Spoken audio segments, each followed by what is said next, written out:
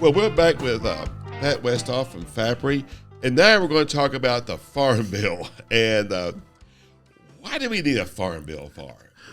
What if I was a purist? I don't want government interference. So what do we need this Farm Bill for? There's a lot of folks reliant on the Farm Bill for lots of stuff. I mean, we obviously have crop producers who receive payments under a variety of different types of program. We've got the crop insurance program that's important to not just farmers, but bankers and everybody else in the sector.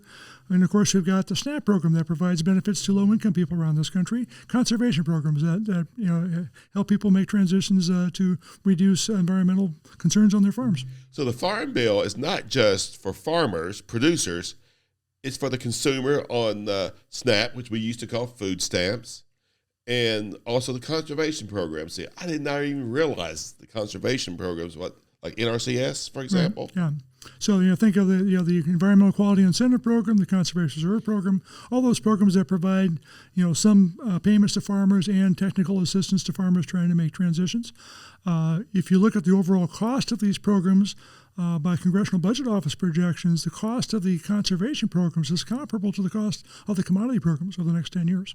Wow. So we're putting as much money in conservation as we are in the commodity, the production of it. On average over the next 10 years, that's what's expected. And where does SNAP come in at? SNAP is a lot more expensive. So the SNAP program covers 40 million people. And so the cost of that program is around $100 billion per year right now. So that's $100 billion. That's the most it's ever. It peaked out 2 years ago. Right, with COVID. Because of COVID and the special provisions we had then. About $100 billion per year in front of us is the current projection. Wow. So do the farm programs cost us much, our taxpayers much? So in the near term, the basic commodity programs are almost free to taxpayers. We haven't really made any significant payments under the price loss coverage program or the agricultural risk coverage program the last couple of years. Price has been high enough that those price-based triggers haven't occurred for almost every major crop that we produce. Crop insurance, on the other hand, has been important. We have had a fair amount of expenditures in the crop insurance program because of weather problems we've had and because of price changes that have occurred. And the crop insurance, that was the compromise that, compromise or not, but we used to, it's part of the freedom to farm. And that farmers can grow what they want to grow, but we get some protection through subsidized crop insurance. Yeah, even back further than that, actually. In 1994, we had the big flooding that occurred in 1993, and a lot of disaster programs because of that. Congress decided that, hey, we're getting tired of running ad hoc disaster bills every single year. So let's come in and provide more subsidies to crop insurance to get more people to participate in that program so you don't have to have disaster programs all the time. We've further increased the subsidies to crop insurance again in 2000 and again in some subsequent years as well, to the point now where farmers are paying roughly 38% of the actuarial cost of their premiums. The other 62% subsidized by taxpayers. Wow. So you're getting 3 times the value of that, aren't you? On average, the what we call net indemnities, the payments farmers get for losses minus what they pay out of their pocket, tends to be a couple or 3 times as much as they paid in premiums. Wow. So that really gives farmers a lot of stability. Right. And is the whole Farm Bill on the commodities? They call them commodities because we want some stability. Yeah, I mean, there's lots of arguments for the commodity programs, right? Some of it is trying to provide some stability to farmers, make sure we have a supply of food, obviously, in this country, but also to try to get benefits for particular groups, right? That's why we have commodity organizations that argue for their members to try to get the best possible deal they can for the groups that they represent. Now, a lot of folks will say, well, the livestock folks don't have any benefits. Or do they? They do have some more than they used to because we do have some livestock-related insurance now. We've got the forage program out there that has been growing by leaps and bounds in its use around the country to provide benefits when we've got weather conditions that would cause very poor forage conditions. We've also got some other programs that provide some disaster type of support to livestock producers. But compared to the value of production, you're certainly correct that crop producers get a lot more benefit from existing programs than do livestock producers. Well, I've always argued with them and said, yeah, but you benefit because your commodities are more stable. You have these big fluctuations. Yeah, and another argument people have made is that to the extent that the existing programs help cause us to produce a bit, like say more corn, a bit more soybeans we would have otherwise, that all else equal tend to reduce the prices of those crops a little bit. So feed costs are a little bit lower than they might have otherwise been to benefit livestock producers too. I wouldn't want to exaggerate how big that effect is, but that's probably the direction. So we had corn, soybeans, wheat are typical crop insurance subsidies. Now rice a little bit different. Rice did not used to depend very much on the crop insurance program, but actually has become a major user the last few years, and they've gotten a lot of benefits from the program last 2 or 3 years as well because of adverse weather problems they've had in rice country. Rice tends to receive more benefits from the traditional commodity programs, however, the price loss coverage program in particular. Okay. That wasn't true last year. Prices were high enough that even for rice there were no payments made, but averaging over the last 10 years, rice producers have gotten more of their income from those traditional commodity programs than have producers of other crops. And cotton? Cotton has gotten a fair amount as well, not as much as rice, but has received significant benefits as well. I've at times have seen where if you have a farm profit line, and if you look just at what they're getting at the elevator or whatever, it's below the profit line, and the farm program puts them over. Right. Is that still fairly? That would tend to be the case for a lot of people. That's right. If you think about it in the long run, if people are making a lot of money consistently across time, what's probably going to happen? Land values will go up, and so if you're renting at least part of your land, that'll get absorbed in the rental benefits or rental costs that you're paying. So in the long run, a lot of these benefits ultimately go to whoever the landowner happens to be, whether it's the farmer himself or whether it's the person he's renting from. Okay. So I've heard people say in agriculture, let's get rid of all the commodity programs. What would happen? I think in the Midwest, we might not see as big of a change in what people produce as you might guess. Mm-hmm. Part of that's because the commodity programs are a pretty small share of income in Midwestern states for the most part. Mm-hmm. In some southern states, that may not be true because, again, think of a crop like rice, a crop like peanuts. Those programs those commodities are much more dependent on these payments to stay afloat. And so you might see a bigger change in production occurring there. Yeah, you mentioned peanuts. I forgot about that. That's a new crop to Missouri. It is indeed. And I'm sitting there thinking, do we have a big deficit in this country in peanuts that we need to expand more? Or I wouldn't be that excited if Canada started growing more corn and soybeans because it's going to depress our prices. So what's the deal there? It's still a pretty small crop in Missouri. In fact, I'm not even sure if USDA is even collecting data yet on production in Missouri. But nevertheless, it has been growing. People have discovered the opportunity, found a market, made the agronomics work, and we're seeing some increased production in Boot Hill now. Because I've even seen cotton started pushing a little bit further north, and I always think maybe this is not the best idea in the world. but folks can see opportunities, right? And getting paid for that opportunity. And again, think about magnitudes here. And we tend to produce like 10 or 12 million acres a year of cotton. We've got a couple 3 million acres a year of rice. We've got less than 2 million acres a year of peanuts in an average year.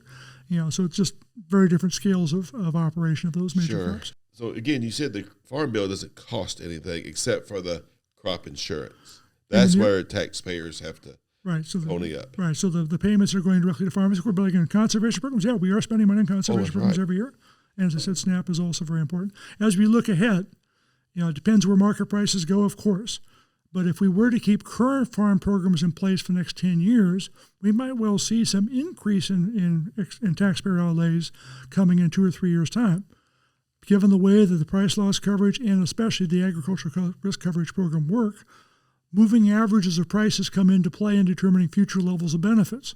And so if we have had the high prices of the last couple of years come into these moving averages, it'll increase the level of guarantee, if you will, to producers in a couple of years down the road. If market prices come back down to, say, the 2013 to 2019 level again, we could have some pretty large expenditures again on these programs. So even under current law continued, we could have these programs become important again. And Congress has kept giving us these extensions on the Farm Bill. I think it's going to be another year now, right, before it's all situated. But if we don't have a Farm Bill, it goes back to something else. What is that? What does that mean? Right. So if there is no new legislation passed for starting on October 1st of this year, some things start reverting back to old provisions, and especially come January 1st of 2025. The dairy program would go back to dairy programs of a long time ago, which guarantee farmers a certain percentage of the parity price of their commodity, where parity depends on the price of the commodity between 1910 and 1914, indexed for inflation since that time. And the effect of this would be to increase the price support for milk to more than double the current market price of milk, which most people agree doesn't make much sense. But if I'm a dairy farmer, I say yes. Well, if you could actually sell the stuff at that might be a good thing. But will anybody actually want to buy it at that price is a real question. You'd have a lot of disruption. Most people would agree this is not a very sensible thing to do. So why is it there? Is the obvious question. Is that a threat? Just a threat? And the argument, it's a threat. It's a way to try to force Congress to do something. If you don't have something bad that's going to happen, you don't do anything. So the idea is let's make it so that if they don't pass a new law, something horrible will happen. So that'll make them have to do something between now and then. Now that something might just be extending the current law for another period of time, as we did in 2023. Now, when I was growing up in the 70s, we marched on Washington. I remember I didn't march on Washington, but I remember going to meetings with farmers demanding parity. And 70s were a rough time in agriculture, very rough. Yes. And set up our crisis for the 80s, I think, really. So we're not at that kind of, do we want parity still today, or would that be just out of the question? There certainly are some farm groups who like to see more measures made to increase the price that farmers get for their products. I mean, who wouldn't want a higher price for their product, obviously? But some want to actually have government policies that will strongly encourage that to happen, whether it be by reducing production or doing something else to try to prop up the price as best they can. Most people have decided that's probably not likely to occur and are going down a different route. But I will say, if you look what's happening in Europe the last few days, we've had some major people protesting on the streets of Paris, for example. We're not happy with the state of the farm economy in France, which is facing some of the same problems we have here. Yeah, I was surprised when I was in Europe in A-Lot. They have the exact same problems of overproduction. And maybe their constraints were much, much worse than ours. They could not overproduce. I mean, these are global markets, right? And the policies we have now in most major countries mean that their farmers are seeing the same types of prices farmers in other countries are seeing for what they produce. So when we have low prices, it probably means Europeans have low prices as well. And if their production costs are as high or higher than ours, in many cases, their farms tend to be smaller. They may have some very tough financial times in some of those operations, and that's not surprising. People would like to see a change. Sure. But what I like, this being in this career for 40 plus years, it seems like right now the programs that we have are probably about the most stabilize our farm economy. That's the intention, of course, is to provide some stability. If you think back to the programs we had in the 1990s through the 2013 period, let's say, during that period of time, a lot of payments were not tied to the price of the product. It was just a fixed payment the farmers got every year for that period of time. Now we've gone back to policies that are much more tied to what's happening in prices or what's happening in yields at the farm level. So yes, intend to try to provide a bit more stability. Whether they succeed, of course, people will disagree how well they're succeeding, but that is indeed the intention of the policies. I think what's nice too, it lets the farmer's management be rewarded. If they're efficient, if they can produce a higher crop yield or they're efficient with it, they'll be rewarded in this system. Right. So one change relative to the policies we had before 1996 is that the government's no longer telling folks how much they can produce in a given year. Yes. We don't have any set-aside programs that change from year to year with particular rules that make it very difficult to plant a crop that's not one that you planted historically.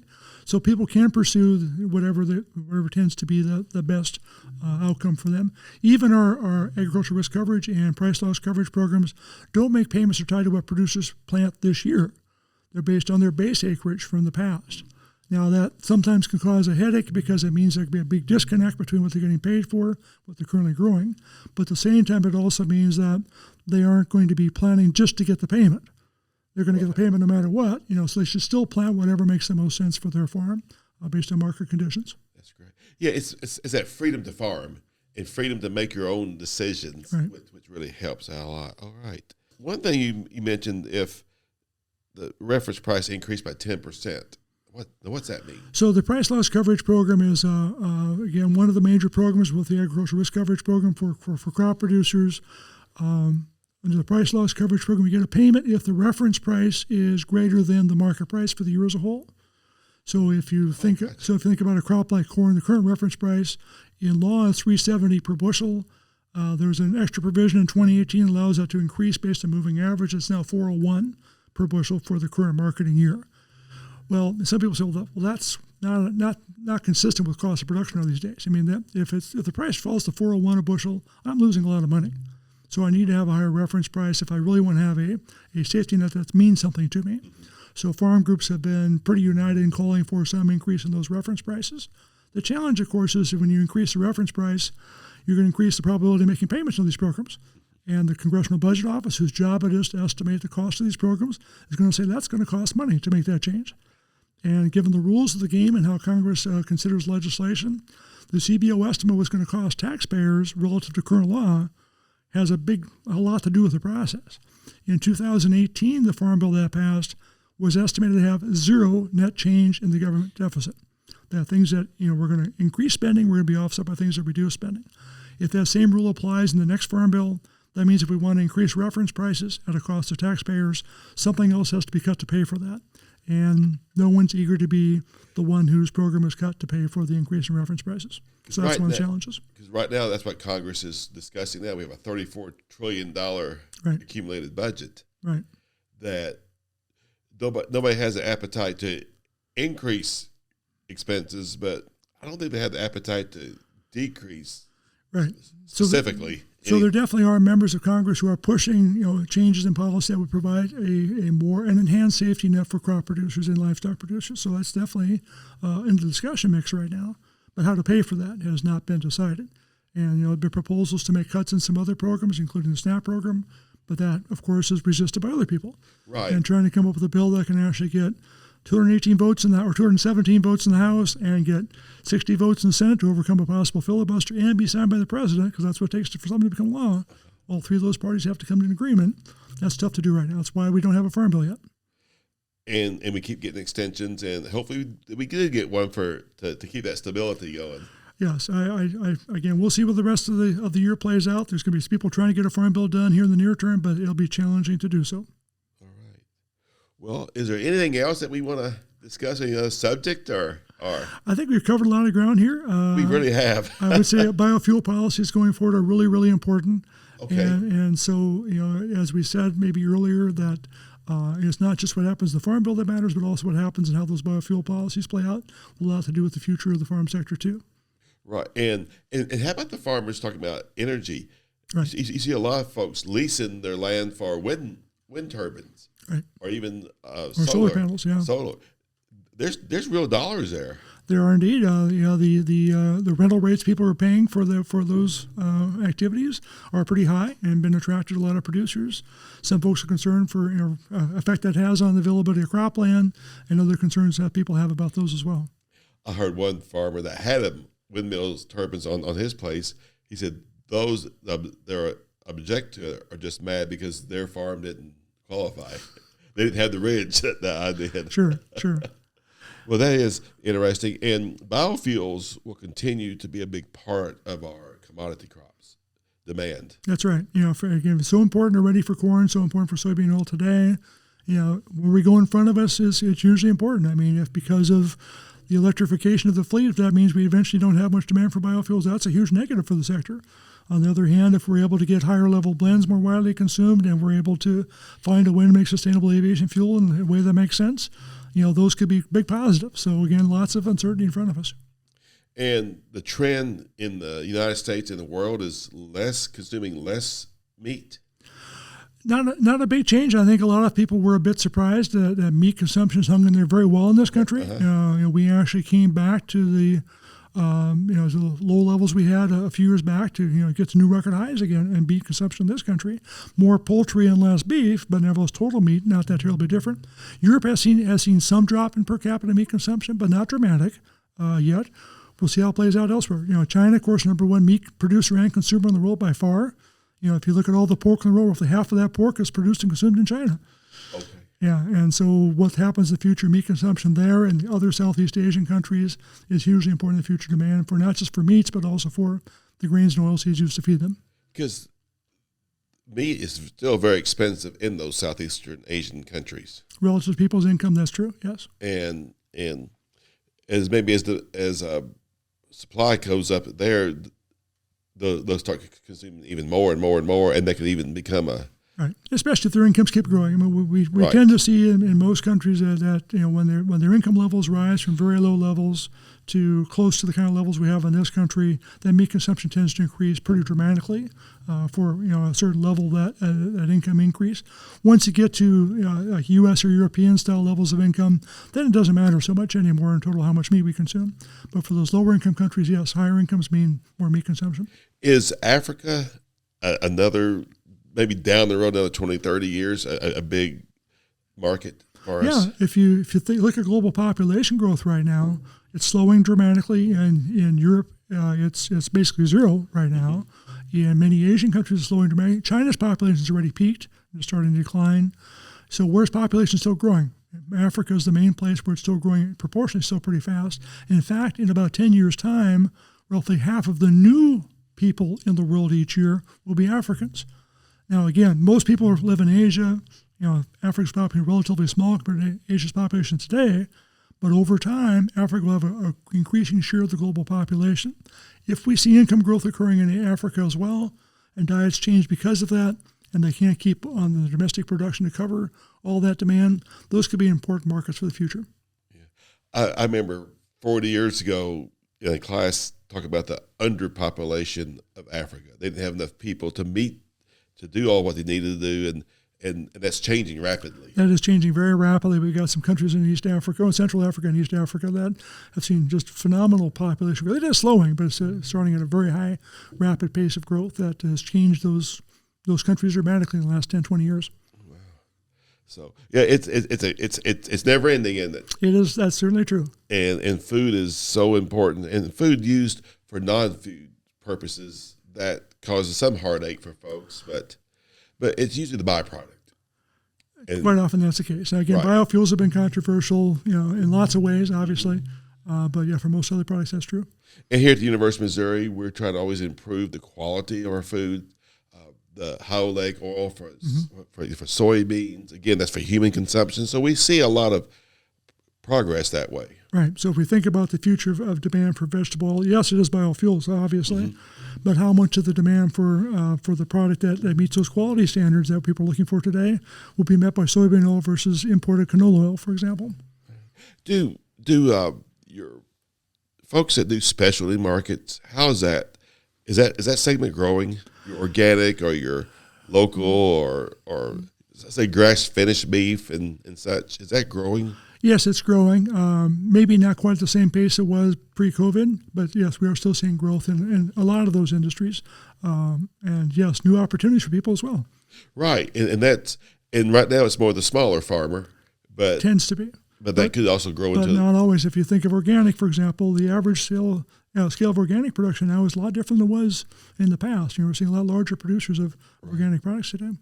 And I think that's what's neat is that here at the university is that we can help that along with the grass finished beef, that the research from the animal side to the forage side, and all that ties back into policies and economics. It does. We found, for example, that people who might want to start producing some fruits and vegetables here in Missouri, just getting basic information is hard for those people, right? So understanding what they need to do to be successful in terms of producing the commodity, where are they going to sell it, how do you get a loan if the banker doesn't know anything about the cost of producing those products.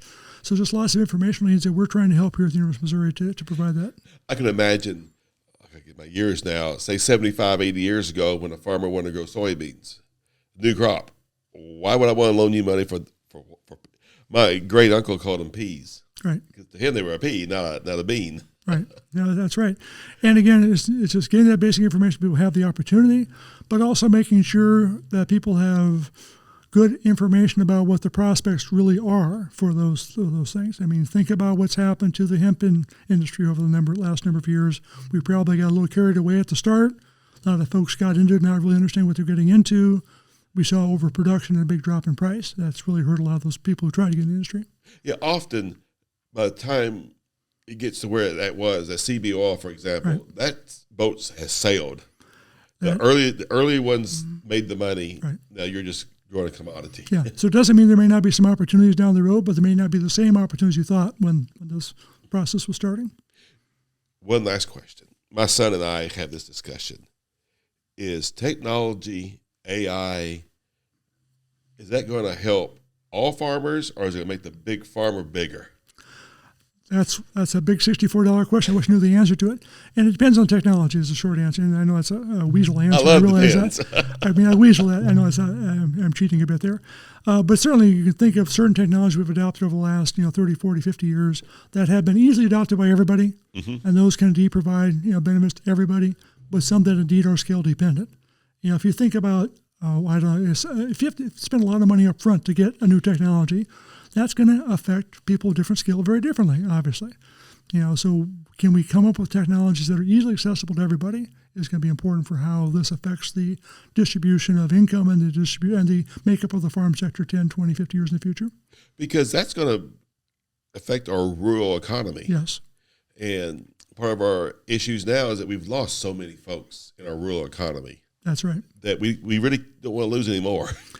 Yes, there's lots of reasons we like to be able to try to keep people doing well in the countryside to help themselves, obviously, but also to support those rural communities. And is value added one of the major ways that we could do that? It can be, but again, you have to make sure it's a value added that makes sense. So just saying you want to do value added but haven't thought through what's going to actually make sense, you can get yourself in trouble too. But if we can find ways that are profitable for everybody involved in the process, then it can be great for everybody involved. It can be simple as a new slaughterhouse. Right, it can be. But it could be more complex is if you have a specialty crop that you're going to process. Right.